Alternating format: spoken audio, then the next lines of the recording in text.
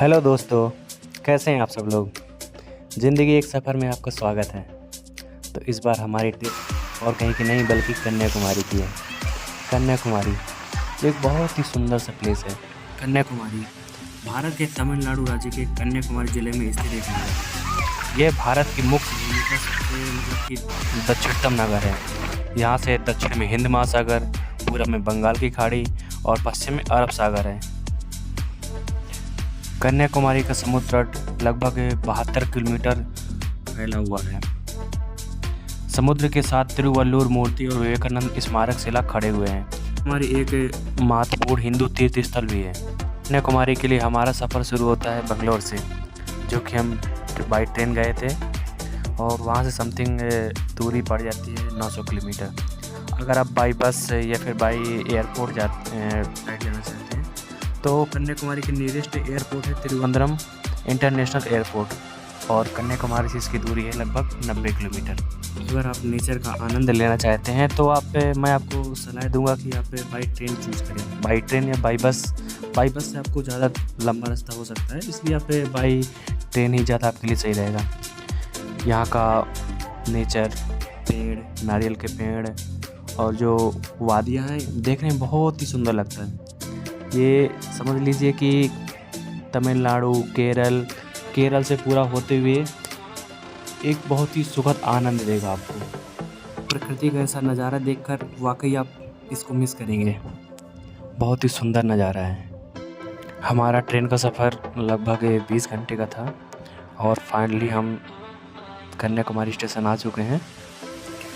यहाँ स्टेशन आने के बाद हमारा सबसे मेन मकसद था विवेकानंद रॉक मेमोरियल घूमने के लिए, और हमारी गाड़ी यहाँ पे समथिंग 15 आवर पहुँच चुकी थी। और जो बोट हमको लेके जाती है रॉक मेमोरियल में, उसका लास्ट क्लोजिंग टाइम है 16 आवर। हमारे पास अभी 1 घंटा था और यहाँ स्टेशन से लेके सी तट तक लगभग दूरी थी समथिंग 1 किलोमीटर होगा। इसके बाद हम सब लोग चल दिए। स्टेशन के बाहर का व्यू है कन्याकुमारी स्टेशन के। यहाँ आने के बाद बहुत अच्छा महसूस हो रहा था। हम ऐसे प्लेस में हैं जो कि इंडिया का भारत के मैप में सबसे दक्षिणतम किनारा है कन्याकुमारी। और हम फाइनली टिकट लेने के बाद अंदर आ गए हैं और ये उस गैलरी के बाहर का नज़ारा है जो कि लोगों से देख रहा हूँ मैं। इस हनीकॉम स्ट्रक्चर टाइप में एक बहुत ही बेहतरीन इंजीनियरिंग है जो कि यहाँ के मतलब जो अंदर का टेम्परेचर है बराबर मेंटेन करके रखता है। समुद्र के किनारे की ठंडी ठंडी हवाएं जब इससे पास हो जाती है ना तो बिल्कुल भी गर्मी नहीं लगती है, बहुत ही अच्छा फील होता है। और इसके बाद हम टिकट लेके अंदर आ चुके हैं और बोट में बैठ चुके हैं और हम निकल चुके हैं विवेकानंद रॉक के मेमोरियल की तरफ, जहाँ पे वो स्टेचू बना हुआ है उनका, विवेकानंद जी का, और हिंदू का तीर्थ मंदिर भी है। विवेकानंद रॉक मेमोरियल भारत के सबसे दक्षिणी शहर कन्याकुमारी में एक स्मारक और लोकप्रिय पर्यटक स्थल है। यह स्मारक बाबातुराई की मुख्य भूमि से लगभग 500 मीटर की दूरी स्थित 2 चट्टानों में से एक पर स्थित है। इसका निर्माण सन 1970 में स्वामी विवेकानंद के सम्मान में किया गया था, जिनके बारे में कहा जाता है कि उन्होंने चट्टान पर ज्ञान प्राप्त किया था। और पुरानी कहानियों के अनुसार इसी चट्टान पर देवी कन्याकुमारी, ये पार्वती जी का दूसरा नाम है, उन्होंने भगवान शिव की भक्ति में तप किया था। मंडप के डिजाइन में पूरे भारत से मंदिर वास्तुकला की विभिन्न शैलियों को शामिल किया गया है। चट्टानें लक्षद्वीप सागर से घिरी हुई हैं, जहाँ 3 महासागर, बंगाल की खाड़ी पूरब की तरफ, हिंद महासागर दक्षिण से और पश्चिम की तरफ से अरब सागर मिलते हैं। स्मारक में 2 मुख्य संरचनाएं हैं। पहला है विवेकानंद मंडपम और दूसरा है श्रीपाद मंडपम। ये विवेकानंद रॉक मेमोरियल जितना ही अद्भुत है उतनी ही दिलचस्प इसकी बनने की कहानी भी है। सन 1963 को विवेकानंद जन शताब्दी समारोह में तमिलनाडु में राष्ट्रीय स्वयंसेवक संघ के प्रांत प्रचारक दत्ताजी दिलोलकर को यह प्रेरणा हुई कि इस शिला का नाम विवेकानंद शिला रखना चाहिए और उस पर स्वामी जी की एक प्रतिमा स्थापित करनी चाहिए। कन्याकुमारी के हिंदुओं में भारी उत्साह था और उन्होंने एक समिति गठित कर ली। स्वामी चिदबद्वानंद इस कार्य में जुट गए पर इस मांग से तमिलनाडु का कैथोलिक चर्च घबरा उठा और डरने लगा कहीं ये काम हिंदुओं में हिंदुत्व की भावना न भर दे। मिशन की राय में यह प्रस्ताव चर्च को बड़ा रोड़ा लगा। चर्च ने उस शिला को विवेकानंद शिला के बजाय सेंट जेवियर रॉक नेम दे दिया और मिथक ऐसी कहानी फैलाई कि 16वीं शताब्दी में सेंट जेवियर इस शिला पर आए थे। शिला पर अपना अधिकार सिद्ध करने के लिए वहाँ के चर्च के प्रतीक चिन्ह क्रॉस की एक प्रतिमा भी स्थापित कर दी और चट्टानों पर जगह जगह क्रॉस के चिन्ह भी बना दिए। इसके बाद वहाँ के जो ईसाई नाविक थे उन्होंने हिंदुओं को समुद्र तट से शिला तक ले जाने से मना कर दिया। वो किसी को भी लेकर नहीं जाते थे। इस स्थिति का सामना करने के लिए संघ के स्वयंसेवक जो बालन और लक्ष्मण थे उन्होंने कन्याकुमारी के समुद्र में कूदकर तैरते हुए 500 मीटर शिला तक पहुंच गए और फिर एक रात रहस्यमय तरीके सारे के सारे क्रॉस गायब हो गए। पूरे कन्याकुमारी जिले में संघर्ष की इस तनाव भरी स्थिति पैदा हो गई। राज्य कांग्रेस सरकार ने धारा 144 लागू कर दी। दत्ताजी दिलोरकर की प्रेरणा से मनमथ पद्मनाभन की अध्यक्षता में अखिल भारतीय विवेकानंद शिला स्मारक समिति का गठन हुआ और घोषणा हुई कि 12 जनवरी 1963 से आरंभ होने वाले स्वामी विवेकानंद जन शताब्दी की वर्ष की पूर्ण आहुति होने तक वे इस शिला पर उनकी प्रतिमा की स्थापना कर देंगे। समिति ने सब काम अच्छे से किया और 17 जनवरी 1963 को शिला पर एक प्रस्तर पट्टी स्थापित कर दी, किंतु 16 मई 1963 को इस पट्टिका को रात के अंधेरे में ईसाइयों ने तोड़कर समुद्र में फेंक दिया। स्थिति फिर दोबारा बहुत तनावपूर्ण हो गई। स्थिति नियंत्रण से बाहर होने पर राष्ट्रीय स्वयंसेवक संघ के संघ चालक माधव सदाशिव गोलवलकर ने सर कार्रवाई एकनाथ राणजे को एक तरह सौंप दिया। तमिलनाडु के मुख्यमंत्री एम भक्तवत्सलम विवेकानंद स्मारक के निर्माण के पक्ष में थे, पर केंद्रीय संस्कृति मंत्री हुमायूं कबीर पर्यावरण और तरह तरह के बहाने बनाकर बीच में रोड़ा अटका रहे थे। कुशल प्रबंधन, धैर्य एवं पवित्रता के बल पर एकनाथ रनाडे ने मुद्दे को राजनीति से दूर रखते हुए विभिन्न स्तरों पर स्मारक के लिए लोक संग्रह किया और रनाडे जी ने विभिन्न राजनीतिक पार्टियों के सांसदों को अपनी विचारधारा से ऊपर उठकर भारतीय विचारधारा में विरोध दिया। 3 दिन में 323 सांसदों के अक्षर लेकर तब के गृह मंत्री, जो उस समय के गृह मंत्री थे, लाल बहादुर शास्त्री के पास पहुंच गए। तब इतनी बड़ी संख्या में सांसदों ने स्मारक बनने की इच्छा प्रकट की तो संदेश स्पष्ट था कि पूरा देश स्मारक की आकांक्षा करता है। कांग्रेस हो या समाजवादी या साम्यवादी हो या फिर कोई भी द्रविड़ नेता हो, सभी ने एक स्वर में हामी भर दी। अनुमति तो मिल गई, लेकिन धन कहाँ से आए? एकनाथ रनाडे ने हर प्रांत से सहयोग मांगा, चाहे वो जम्मू कश्मीर के मुख्यमंत्री शेख अब्दुल्ला हो या फिर नागालैंड के फोक्से सेमा, सभी ने सहयोग किया। सत्ता में कोई भी पार्टी हो फिर भी लगभग सभी राज्य सरकारों ने 1-1 लाख का दान दिया। स्मारक के लिए पहला दान चिन्मय मिशन के स्वामी चिन्मयानंद द्वारा किया गया।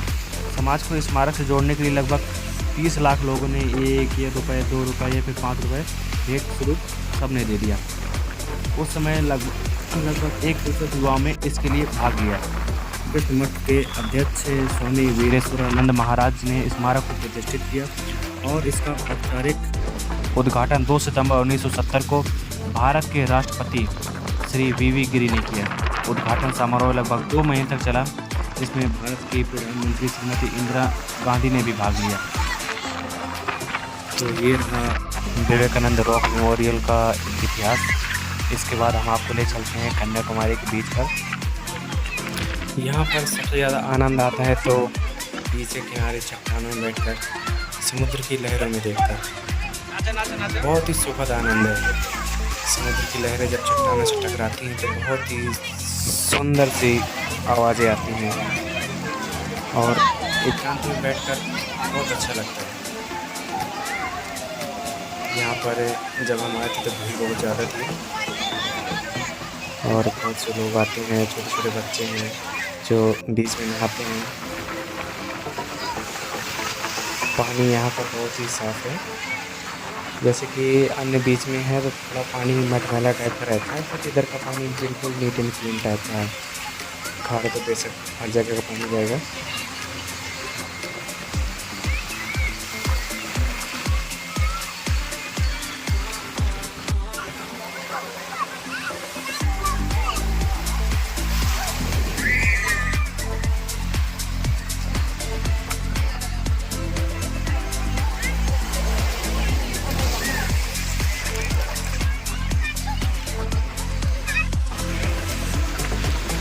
और यहाँ पे इतनी भीड़ देखकर आपको लग रहा होगा जैसे कि इधर मेला लगा हुआ है, बट ऐसा नहीं है। ये रोज़ की इतनी भीड़ है, बहुत ढेर सारा पर्यटक लोग आता है यहाँ पे घूमने के लिए।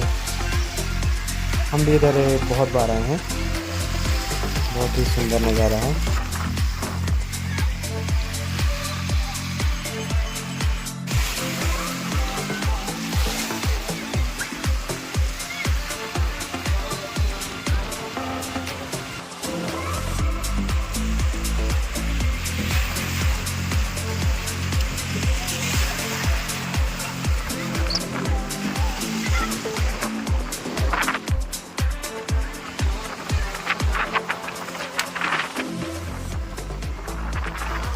और यहाँ पे मैं जिनको फोकस कर रहा हूँ वो दोनों मेरे फ्रेंड हैं, साथ में आए हैं मेरे, कुंदन और अंसारी।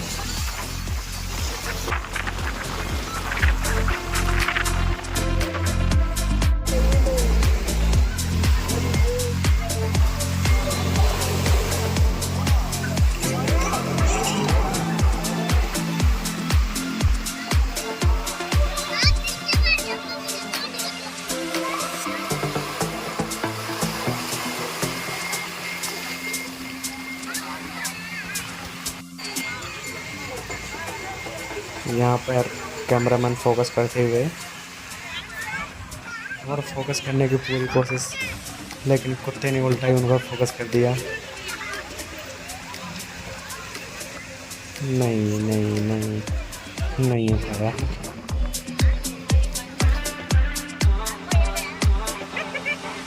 नियत ही है, ये सब पबजी खेल रहे हैं।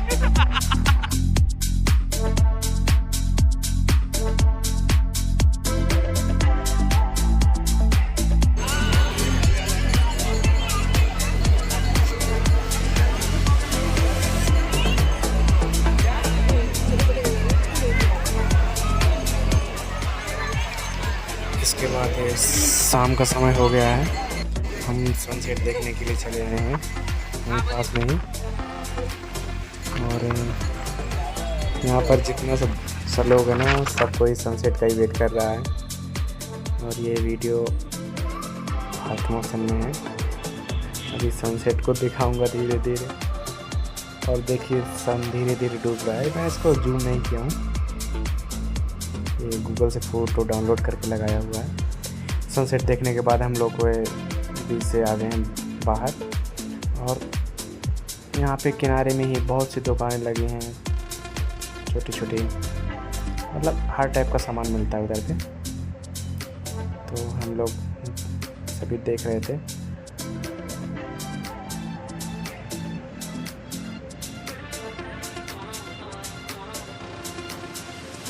समुद्र के मोतियों की माला और नेकलेस टाइप के, शंख और डेली यूज़ के सामान, छोटा मोटा आइटम, बैग, कपड़े, माला, जैसा कि हर जगह होता है बीच के किनारे, वैसा इधर भी सेम टू सेम पूरा फुल मार्केट लगा हुआ है।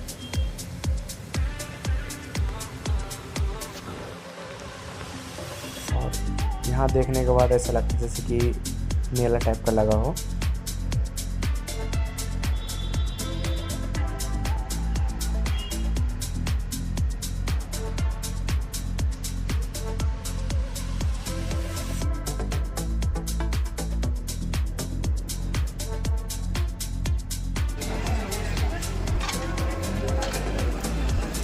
हम सभी लोग दुकानें घूमते घूमते एक दुकान के पास में हैं। यहाँ पे ड्राई फ्रूट्स भी काफ़ी कम रेट में मिल जाता है। ड्राई फ्रूट्स हो गया और मसाले हो गए, इलायची, काली मिर्च, लौंग, ढेर सारा गरम मसाला का आइटम, ड्राई फ्रूट्स। ये देखिए हर टाइप का आपको मसाला मिल जाएगा। उन सब के बाद हम लोग वापस चले आए हैं। ये उधर का रेस्टोरेंट है, संगम रेस्टोरेंट, बहुत अच्छा लग रहा था। और इधर पे देखिए दुकान में केले लगे हुए हैं, मतलब केले एक टाइप का नहीं, बहुत टाइप के हैं, रेड, ग्रीन, येलो, इलक्की। हमारे यहाँ पे केलों की से हमने अभी एक वैरायटी देखी थी, इधर पे कम से कम 5-6 वैरायटी केलों की है। और ये फॉरेन लोग हैं, हमको रास्ते मिल गए थे।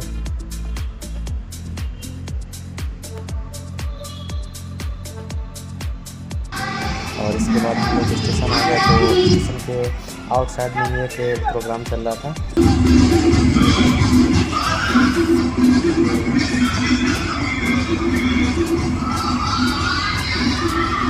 डांस प्रोग्राम है और ये चर्च है। थैंक यू दोस्तों, वीडियो अच्छा लगा तो लाइक और सब्सक्राइब ज़रूर करिएगा। जल्दी ही दोबारा मिलते हैं ज़िंदगी एक सफ़र के एक अगले वीडियो में।